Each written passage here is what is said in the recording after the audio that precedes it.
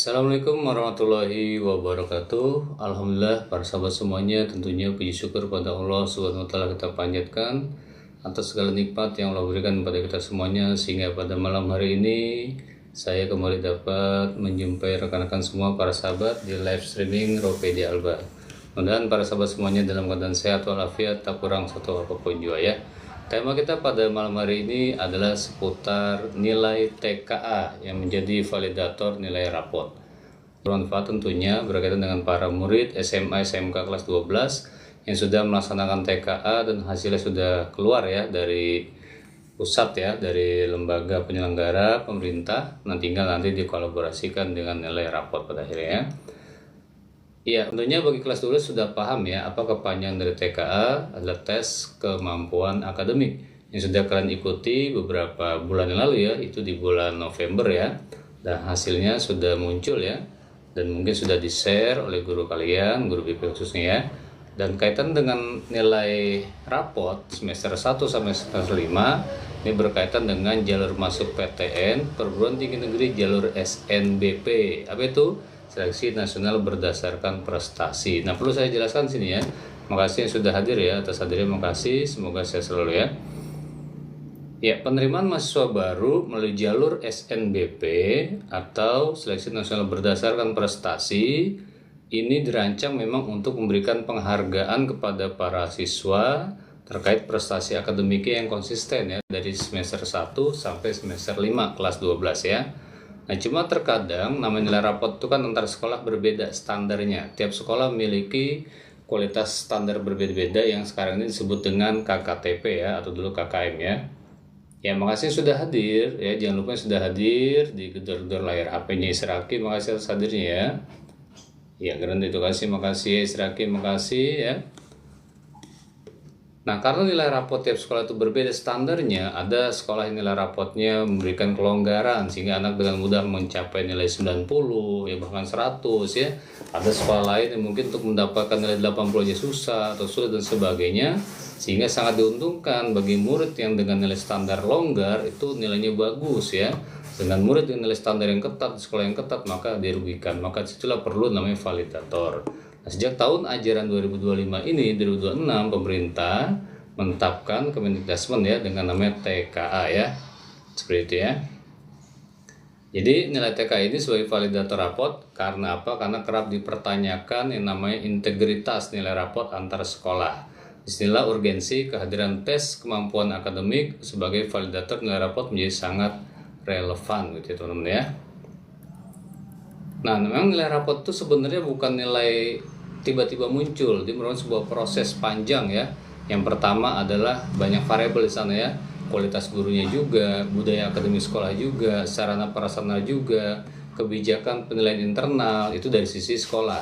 Kalau dari sisi muridnya, nilai dia secara harian, secara tengah semesternya, akhir semester dan semuanya muncullah nilai rapot ya.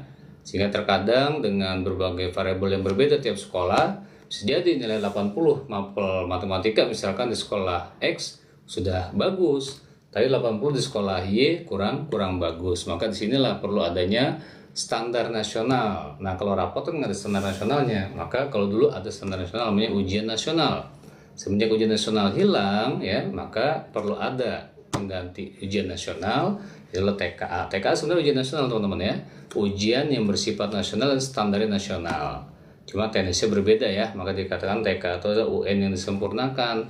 Karena dari sisi soal tidak semata pilihan ganda biasa, ada pilihan ganda yang sifatnya lebih analitik, lebih literatur, lebih literasi ya, dan numerasi ya. Nah, tentunya kondisi tersebut yang tidak ada standar nilai rapot antar nasional ya, memerlukan adanya kondisi yang bisa dipertanggungjawabkan lebih adil ya. Maka dari situlah prinsip-prinsip keadilan bisa diharapkan muncul dan adanya TK dengan sebagai validatornya. Jadi TK ini bukan pengganti daripada nilai rapot, tapi TK hanya merupakan apa? Untuk memperkuat nilai rapot yang ada ya. Sebagai alat ukur terstandar nasional, TK berfungsi memvalidasi apakah capaian nilai rapot siswa selaras dengan kemampuan akademik yang sepadan. Contoh misalkan ya, misalkan di dalam nilai rapotnya matematika 80 gitu ya, sementara nilai TK-nya rendah. Nah, maka ini bisa dianggap nilai rapotnya ini kurang kurang terintegrasi ya, bisa dibilang tidak signifikan atau ada semacam ketimpangan dan sebagainya. Nah, atau sebaliknya, misalnya nilai rapotnya rendah tapi TKA-nya bagus, maka bisa memperkuat nilai rapot ya, seperti itu. Maka bagusnya adalah antara nilai TKA dengan nilai rapot itu sepadan ya, linear, seimbang dan sebagainya. Nah, diharapkan ke teman-teman ya, ke Unil ya, penggunaan TKA sebagai validator mendorong perbaikan ekosistem pendidikan di tingkat sekolah. Jadi proses pendidikan itu sangat kita pentingkan ya, jangan sampai prosesnya kurang baik atau nilai muncul bagus. Ini kita nggak harapkan ya, dari beberapa sekolah kok nilai rapotnya bagus-bagus.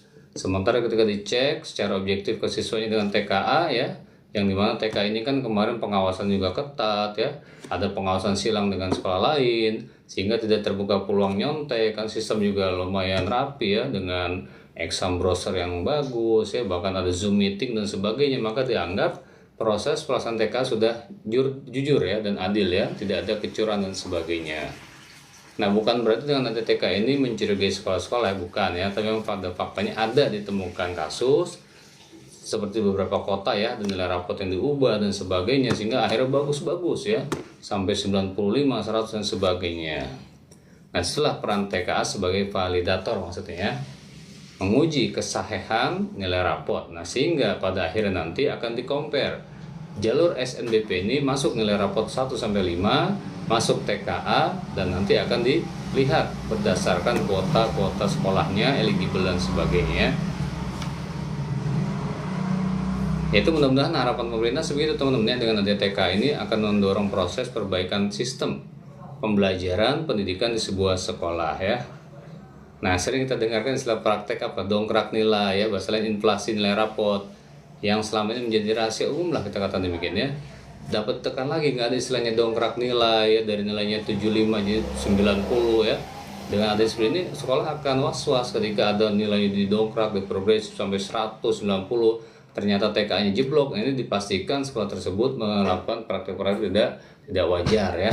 Nah, ini harapannya dengan ada TK ke depannya sebagai validator, sekolah lebih terintegrasi lagi, punya integritas ya, punya kejujuran. Tidak lagi sekolah ini mudah memberikan katrol nilai, perubahan nilai, yang ini justru menghancurkan pendidikan itu sendiri, menghancurkan semangat siswa yang berlomba-lomba dalam prestasi belajar ya, menghancurkan juga idealisme seorang guru ya, yang pada akhirnya guru bersifat apatis, pada akhirnya pun nanti akan diubah. Tidak ya, mudah-mudahan kedepannya berubah nih pola formasi, pola pembiasaan, dan proses pembelajaran lebih ke arah yang memiliki nilai integritas ya, atau kejujuran ya, seperti itu. Nah, sehingga sebenarnya seleksi PTN ini dengan jalur SNBP ataupun istilahnya SNBT atau nggak ada lagi nanti mandiri dan sebagainya, tujuan utamanya apa sih? Tidak sekedar memilih siswa dengan nilai tinggi, tapi memilih siswa atau calon mahasiswa yang paling siap secara akademik dan berkeadilan secara umum ya. Kita sudah nggak mau mendengar lagi cerita anak-anak masuk jalur prestasi SNBP, setelah 2 semester mereka mengalami kejenuhan dalam belajar, dalam kuliah, sehingga akhirnya IPK-nya cuma 2, bahkan 1. Ini kan sebuah kenyataan yang menjadi sebuah fakta di lapangan ya.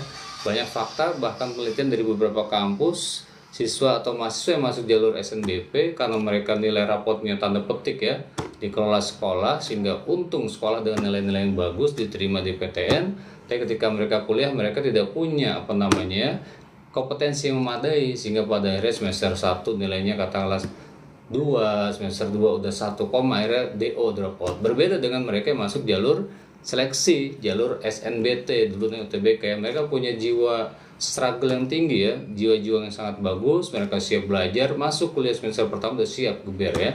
Nah, ini jadi semacam koreksi buat otokritik kita semuanya dunia pendidikan ya, agar lebih berbenah Kak ya. Ya itu ya, silakan yang mau tanya-tanya seputar TKA, dunia edukasi dan sebagainya, terus kalian yang kelas 12 ya, SMA maupun SMK ya. Nah, jadi dengan pemerintah menjadikan TKA ya sebagai validator nilai rapot jalur SNBP, ini merupakan langkah rasional dan strategis ke depannya untuk menjembatani antara idealisme kebijakan dengan realitas lapangan. Saya ulangi lagi, di lapangan kadang-kadang terjadi oknum-oknum sekolah tertentu ya, karena hanya ingin meningkatkan jumlah lulusan terima di PTN, mereka melakukan sebuah rancangan nilai agar nilai itu bagus ya, sampai 95 bahkan 100 sebagainya. Sementara sekolah lain terlalu ketat, nilai 80 susah. Nah, sementara kan kampus harus punya nilai yang objektif, memetakan oh ini punya integritas apa tidak. Maka muncullah TKA tahun ini teman-teman ya. Kalau selama ini indeks prestasi, saya ulangi ya, indeks integritas hanya dimiliki oleh PTN ya. Sementara ini sekarang kita udah bisa mereka-reka kira-kira kita punya indeks integritas yang bagus atau tidak berdasarkan komparasi antara nilai TK dengan nilai rapot ya. Tentunya berdasarkan template-template yang dibagikan ya oleh lembaga penerimaan mahasiswa baru ya, LTMPT ya. Seperti itu ya. Jadi butuh ke depannya mahasiswa atau siswa yang diterima jalur SNBP ini punya integritas, punya kredibilitas ya, punya rasa kebanggaan. Jangan sampai mereka terima di PTN jalur SNBP nggak udah punya rasa kebanggaan. Kenapa? Karena rapot itu dikawal oleh sekolahnya, ini kan salah ya. Maka harus benar-benar sekolah memiliki kejujuran, integritas ya, jalur prestasi yang adil, objektif dan bermartabat. Sekolah tentunya memberikan kesempatan yang sama ya bagi seluruh muridnya. Cuma tetap ada kriteria namanya ya. Tidak semua siswa bisa masuk ke namanya jalur SNBP dengan sebutan eligible. Punya kriteria. Misalnya kriterianya apa? Oh, kriterianya katakanlah memiliki nilai rata-rata tertinggi di sekolahnya secara kuota ya. Kalau misalnya sekolah dengan akreditasi A, rapotnya manual itu 40%. Kalau rapotnya e-rapot 40% plus ya. Jadi bisa 50% totalnya, maka memang sangat diuntungkan dengan yang sudah e-rapot. Kenapa? Karena pemerintah melihat kalau sudah e-rapot itu lebih terintegritas. Tidak mungkin ada permainan ketika rapot itu sudah berbentuk e-rapot ya, udah elektronik ya. Kalau sudah tersistemik ya, terkait dengan dapodik, sehingga akan mengurangi keinginan-keinginan manusiawi yang mungkin menguntungkan saat teman-teman ya. Sabtu Minggu makasih welcome untuk hadirnya ya. Itu teman-teman sekalian ya, terkait dengan TKA intinya adalah kebijakan sekarang ini dengan ada TKA di bulan November kemarin bagi SMA, diharapkan nanti yang masuk diterima di PTN jalur SNBP memang benar-benar lebih kredibel, lebih objektif, lebih adil, lebih berprestasi, sehingga kita nggak mendengar lagi nanti mahasiswa jalur SNBP ternyata IPK-nya rendah seperti mana banyak penelitian di beberapa PTN ya. Dan pada akhirnya juga mereka ketika sudah diterima jalur SNBP bulan Maret ya, April, Mei, Juni mereka nggak belajar, kosong, mulai kuliah bulan Agustus mereka ngeblank dari awal lagi, nggak ada persiapan, sehingga banyak penelitian kurang maksimal. Yuk kita ubah, akhirnya kita ubah polanya, kita ubah mentalnya, sikap dan sebagainya. Itu ya untuk tema kita malam hari ini terkait dengan TKA, tes kemampuan akademik ya. Yang mau ada ditanyakan silakan tanyakan ya. Ya Raffi, gimana Raffi nih ya kabarnya ya? Nah di nilai TK nanti akan muncul teman-teman ya predikat ya. Cak Abdul welcome, selamat datang Cak Abdul kembali ya. Kak Abdul sehat ya di sana ya. Tema saya sekarang Cak Abdul berkaitan dengan dunia edukasi ya, terutama SMA SMK yang mana mereka sedang akan masuk jalur masuk PTN jalur SNBP. Di tanggal 5 Januari kemarin sudah mulai dibuka ya pengisian data PDSS-nya baik oleh sekolah maupun oleh siswa ya, 5 Januari sampai dengan 3 Februari kalau nggak salah ya, penginputan data PDSS ya. PDSS pangkalan data sekolah dan siswa ya. Di sana harus jelas ya, sekolahnya, satu sekolahnya, akreditasi sekolahnya ya, yang penanggung jawab operatornya siapa, kurikulum yang digunakan apa, kurikulum merdeka atau bagaimana, mapelnya apa saja, mapel peminatan dan jumlah muridnya berapa itu tercantum semua kayak seperti itu Kak Abdul ya. Ya saya selalu ya Cak Abdul ya, di mana masih di Parung atau udah kembali ke Tangerang ya. Untuk nilai TK sudah keluar teman-teman ya sejak tanggal 29 Desember kemarin, cuma sudah baru diinputnya, divalidasi, diverifikasi tanggal 5 Januari kemarin ya. Dan nanti sekolah akan diberikan semacam soft copy untuk yang namanya surat terangan hasil TKA ya per siswa nanti ya, sehingga nanti kamu akan dapat nilai 5 pelajaran diikuti ya untuk SMA ya. Ada mapel wajib matematika, bahasa Indonesia, bahasa Inggris, dan mapel pilihan yang ada 2. Nah diharapkan nanti ketika teman-teman sudah punya nilai TKA dilihatin benar-benar, nilai rapot dilihat benar untuk menentukan pilihan di PTN, harus sinkron, harus linear ya. ketika pilihan minatnya katakanlah misal matematika TL sama fisika, ya maka nanti larinya ke jalur-jalur teknik ya, apakah teknik industri, teknik sipil, dan lain sebagainya. Kalau untuk kedokteran ya berarti dilihat ya, katakanlah mata pelajarannya biologi ya sama katakanlah matematika ya, atau biologi sama kimia, itu diperhatikan ya. Jangan sampai nanti antara nilai TKA rapot dengan pilihan di PTN berbeda. Ini tentunya akan mengurangi peluang teman-teman untuk masuk ke PTN jalur undangan, jalur SNBP ya. Walaupun demikian teman-teman, sekolah diberikan keluasan untuk menentukan standarisasi dan kriteria yang masuk jalur eligible. Ada berdasarkan nilai akademik, biasanya nilai rapot 5 semester ya, dan nilai non-akademik, artinya prestasi-prestasi penghargaan ya, yang dibuktikan dengan sertifikat tentunya. Makin tinggi derajat kemenangan juaranya, makin besar bobot nilainya, diharapkan sampai nilai internasional teman-teman ya, atau minimal tingkat provinsi lah ya untuk masuk ke PTN ya, begitu ya. Baik, itu saja teman-teman sekalian. Kalau ada yang tanyakan silakan ditanyakan ya, karena udah malam ya. Saya mohon maaf nih ya, labnya agak sebentar karena udah malam ya. Ya, Raffi gimana, Raffi ini masih hadir apa tidak ya?